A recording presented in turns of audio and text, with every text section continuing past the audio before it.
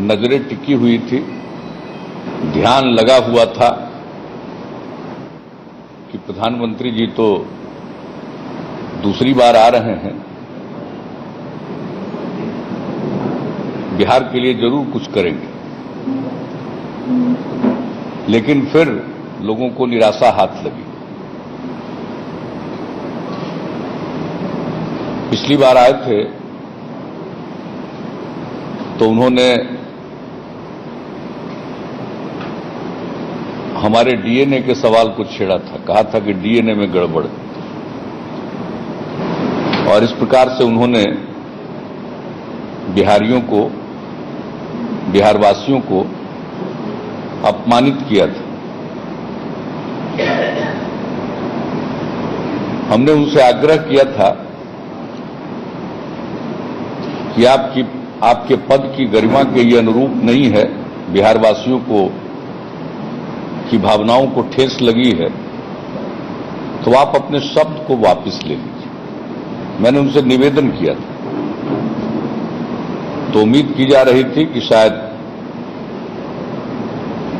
अपनी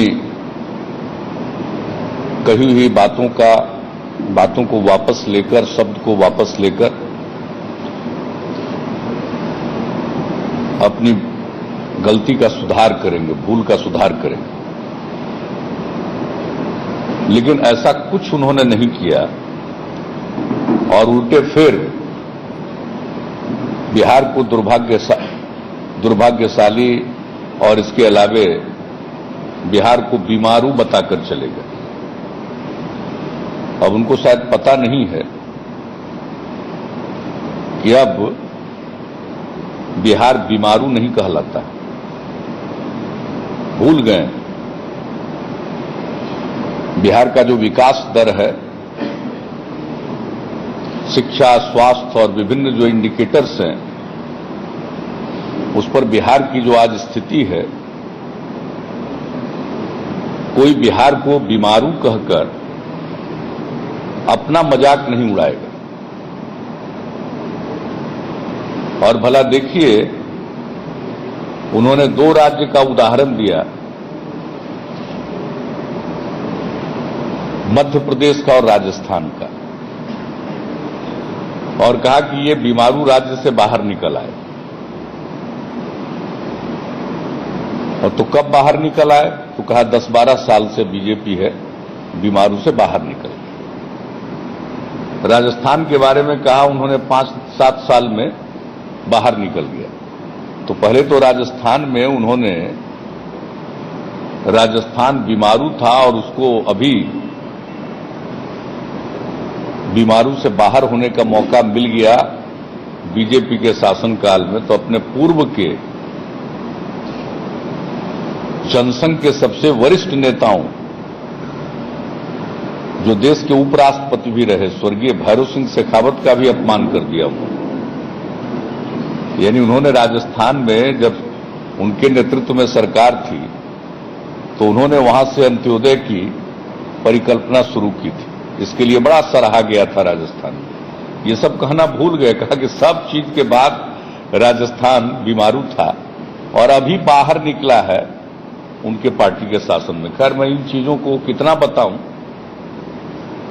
लेकिन मैं एक प्रश्न पूछना चाहता हूं। जो उनका दावा कि पिछले वर्षों में मध्य प्रदेश और राजस्थान बीमारू राज्य से बाहर आ गए और ये साबित करने की कोशिश की कि भाजपा के चलते ऐसा हुआ, तो मैं उनसे पूछना चाहता हूं कि उस समय केंद्र में किनकी सरकार थी? केंद्र में बीजेपी की सरकार नहीं थी। जो बीजेपी के नेतृत्व की में सरकार थी, उस सरकार में तो मुझे भी काम करने का मौका मिला है। 2004 के बाद वह सरकार नहीं थी। 10 वर्षों तक दूसरी सरकार थी और उसी पीरियड का उन्होंने उल्लेख करके ये कहा कि मध्य प्रदेश अब विकसित राज्य हो गया, यानी बीमारू राज्य नहीं रहा। तो केंद्र में तो बीजेपी की सरकार नहीं थी, राज्य में थी। और बिहार के लोगों को ही बतला कर गए कि केंद्र में हमारी सरकार है और बिहार में भी बीजेपी की सरकार बनाइए तो ये बीमारू राज्य से बाहर निकल जाए। एक तो बिहार अब बीमारू बचा नहीं, जिसका हमने जिक्र किया। उन्हीं मापदंडों पर, जिस मापदंड पर उन्होंने दावा किया मध्य प्रदेश और राजस्थान का, तो जरा बताएं किस मापदंड पर वो बीमारू से बाहर हो गया और बिहार अभी तक बीमारू बना हुआ। देश के प्रधानमंत्री, बात कहनी चाहिए तो कोई तर्क के आधार पर, कोई मापदंड के आधार पर बोलना चाहिए। और कह रहे हैं कि बाहर निकल जाएगा, यानी बिहार में सरकार बीजेपी की बने तब विकास होगा। यानी केंद्र में और राज्य में एक ही दल की सरकार हो तभी विकास होता है। तो ये तो बड़ा विरोधाभासी बात हो गई। खुद उन्होंने कहा कि मध्य प्रदेश का विकास हो गया, बीमारू राज्य से बाहर निकल गया, जबकि केंद्र में भाजपा की सरकार नहीं थी, यूपीए की सरकार थी। तो उन्होंने जो कहा उसके ठीक उल्टा उदाहरण उन्होंने दिया। इसलिए इस बात में कोई दम नहीं, और यह इनके इरादों को प्रकट करता है कि राज्य में अगर दूसरी पार्टी की सरकार होगी तो हम उसका सहयोग, उसके साथ सहयोग नहीं करेंगे। मैं पूछना चाहता हूं, क्या यही है कोऑपरेटिव फेडरलिज्म? यही है सहकारी संघवाद? कोऑपरेटिव फेडरलिज्म की बात करते हैं तो यही है, क्या यही उसका नमूना है कि राज्य में किसी दूसरे पार्टी की सरकार होगी तो आप उसके साथ असहयोग करेंगे? और यहां की जनता को आप धमका रहे हैं कि ऐसा करो, तो ये तो प्रधानमंत्री के पद पर बैठे हुए व्यक्ति के लिए शोभा नहीं देता। और क्या क्या नहीं कह गए। आरजेडी का तो नाम उन्होंने पिछली बार दिया ही था, रोजाना जंगल राज का डर, और आज जदयू को, जनता दल यू को उन्होंने कह दिया जनता का दमन और उत्पीड़न। क्या मतलब है इसका?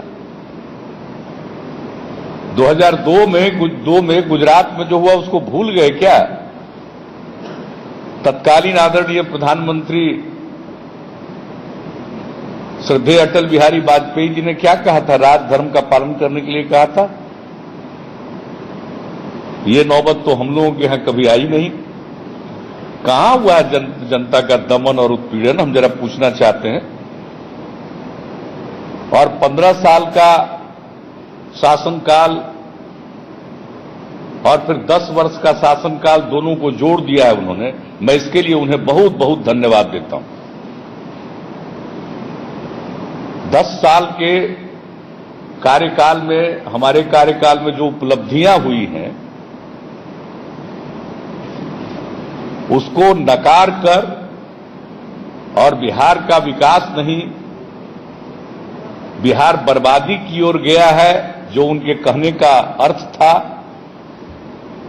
तो मैं इस बात के लिए उन्हें धन्यवाद देता हूं कि 10 साल के हमारे कामकाज से उन्होंने बिल्कुल अपने आप को अलग किया, डिसोन किया। इनके राज्य के जितने नेता हैं, जब हम 10 साल का रिपोर्ट कार्ड जारी करते हैं तो कहते हैं कि 7.5 साल इसमें हम भी थे।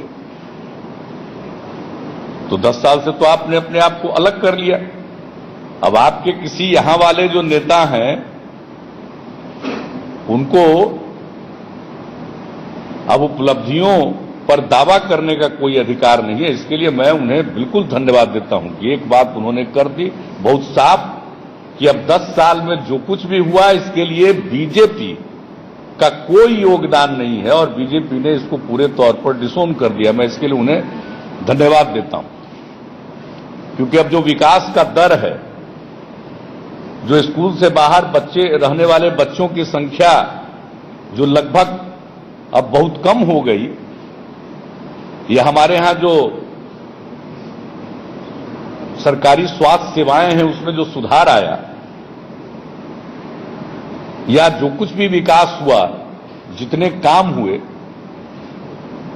तो उन सब चीजों से एक झटके में उन्होंने भाजपा को किसी भी प्रकार की साझेदारी करने से रोक दिया।